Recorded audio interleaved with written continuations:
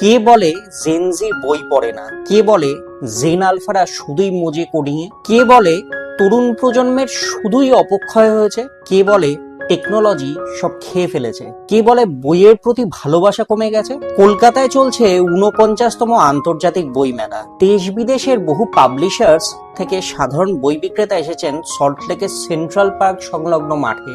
কয়েকদিন ধরেই শুনছিলাম বই মেলায় নাকি এবার অপেক্ষাকৃত ভিড় কম।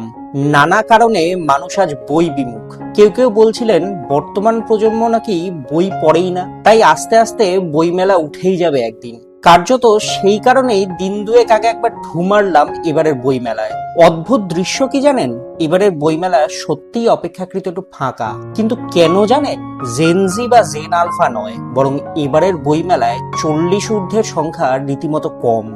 যা ভিড় হয়েছে তার বেশিরভাগটাই জেনজি বা জেন আলফা। প্রায় প্রত্যেকটা স্টলেই তারা ভিড় জমিয়েছে, বই দেখছে, কিনছে। সেলফির যুগে বই নিয়ে গর্বের সঙ্গে ছবিও তুলছে। প্রত্যেকের চোখে মুখে যেন খুশির ছাপ, যেন একটা অনেক দিনের অপেক্ষার অবসান। আমরা যারা ক্রমেই চুলদাড়ি পাকিয়ে জীবনের দ্বিতীয় ইনিংসের দিকে এগোচ্ছি, হয়তো তার মাঝে খেয়ালই করে উঠতে পারিনি আজকের জেনারেশন অদ্ভুতভাবে মাল্টিটাস্কার। তারা কোডিং শেখে, সেলফি তোলে, এআই নিয়ে খেলে, আবার বই পড়তেও ভালোবাসে। তার থেকে বড় কথা, শুধুমাত্র পুরোনো দিনের লেখা নয়, প্রতিটি বইমেলায় নতুন নতুন লেখকেরা উঠে আসছেন। তাদের মধ্যে একটা বড় অংশ জেনজি এর প্রতিনিধি, তাই এই যুগের সঙ্গে একাত্ম হতে পারছেন। তাই বাঙালির চিরন্তন এই বই পড়ার নেশা জিয়ে থাক যুগের পর যুগ। এবারের বইমেলায় আপনারা কবে গেলেন? কে কোন বইতে মেতে উঠলেন?